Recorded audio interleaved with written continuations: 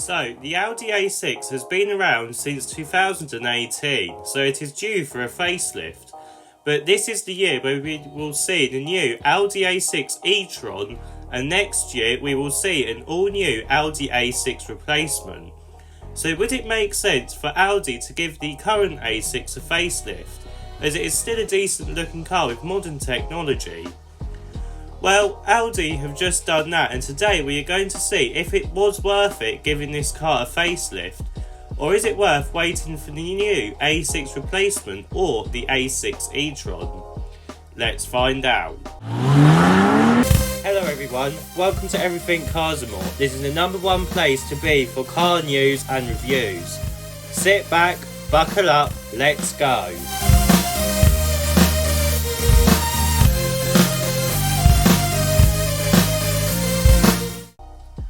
So, right from the start, it doesn't look like a lot has changed for the facelift, but you can see why. But there are a few changes to make it feel slightly more modern than before. Let's start with what is the same as before. The headlights are the same with the Matrix LED technology, and they still look smart and modern. The grille is the same shape as before, but it does get a new mesh pattern replacing the bar style to mimic upcoming Audi models, and this does make the car look and feel more premium and modern than before. The bumper is the same style as before, and so is the central air vent, but the side vents are slightly different. They are similar in shape before, but the side parts are slightly different and are slightly bigger to make this car more aerodynamic. Because of this, they have new surrounds now, and they are now connected to each other with a new central bar. Moving round to the side, and we get the usual 3-box saloon design. The A6 does have a swoopy design though, with premium creases. What's new along the sides then? Well, just like any other recent facelift, we get some new colour and wheel options, but apart from that there is nothing else to report about. Moving around to the back, and again, just like the front, the changes have been kept to a very minimum, but if you don't know they are there, then you won't know. So the tail lights are the same as before, and so is the chrome strip on the boot actually. The bumper is mostly the same as before, but when we get down to the fake exhausts, we start to get some differences. Rather than having fake exhausts, Audi has joined them together, giving it an almost monobrow look. Whilst this does look more premium, it does feel like they are just changing a part of the rear just for doing the sake. The fake side vents have also gone too. So overall then, the outside is mainly the same as before, which is a good thing, as there was nothing wrong with it in the first place. Let's have a look and see what engine and gearbox options you can have with the new Audi A6 facelift. So, the Audi A6 facelift actually has a very simple engine lineup with 2 petrol engines, 1 diesel engine and 1 petrol plug-in hybrid engine. Let's start with the diesel engine first. This is called the 40 TDI. This uses a 2-litre engine with 200 brake horsepower and a 0 to 62 time of just 7.4 seconds. It can only be had with an automatic gearbox now, but power is sent to all 4 wheels using Audi's Quattro system. Miles per gallon is also good at 50 mpg. Let's have a look at the petrol engines now.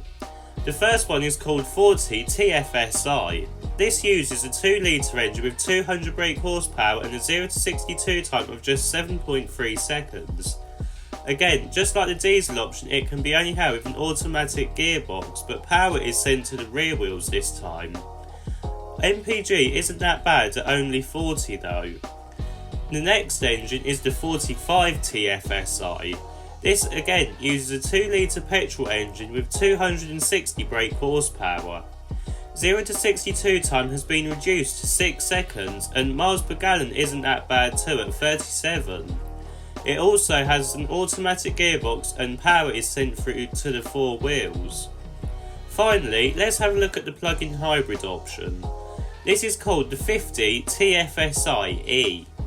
This uses a 2-litre petrol engine and an electric motor with a combined power output to give 295 brake horsepower. 0 to 62 is dealt with in 6.2 seconds, and it has a range of about 40 miles of electric only driving, which is quite decent. Power is sent to all four wheels too.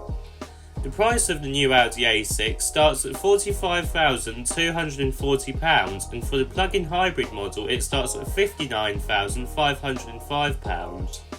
Let's have a look at the interior. So, climbing inside the Audi A6 facelift, and there are no changes to report of. The Audi MMI system is still the most current version and it works very well, but we also get the haptic effect like what the Audi A8 has. It does work well, but you have to remember to push harder on the screen than you would do on a normal touchscreen, which can take some time to get used to. We also get another touchscreen for the climate control system too. This is a more outdated system layout than what we will find on newer Audis, but it does work well and it feels like a premium car. The centre console is also very premium and we also get a premium feeling materials throughout the inside of the car. The digital instrument cluster is also very customisable too and is also easy to use. The steering wheel is also the best Audi steering wheel design to date too. The seats are also supportive and comfortable and typical Audi seats. Let's have a look at what it's like in the back. So, getting into the rear seats, legroom is perfect but headroom is not the best, which is usual with saloons.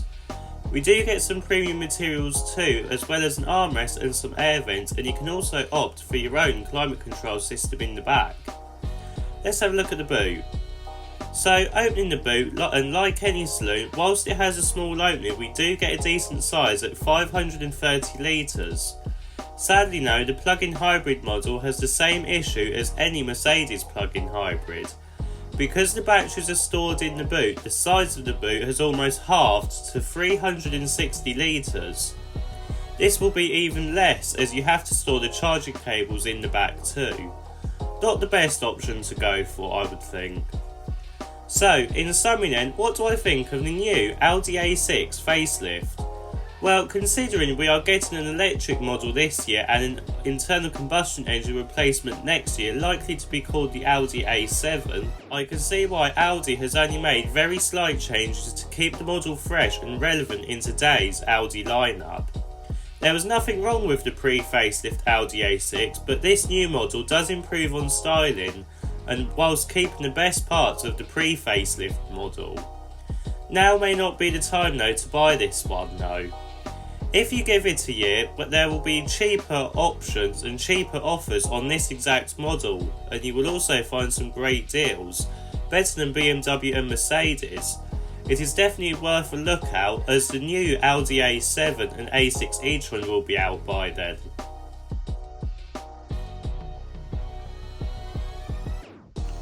If you like this video, please don't forget to like and subscribe. See you in the next video.